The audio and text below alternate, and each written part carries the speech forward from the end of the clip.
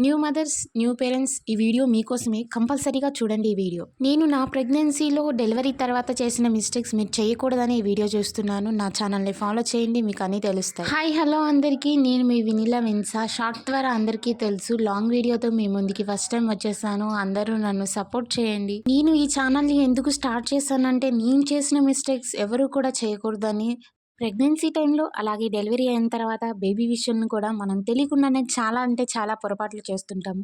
అలాంటివి జరగకూడదని నేను ఈ ఛానల్ స్టార్ట్ చేశాను.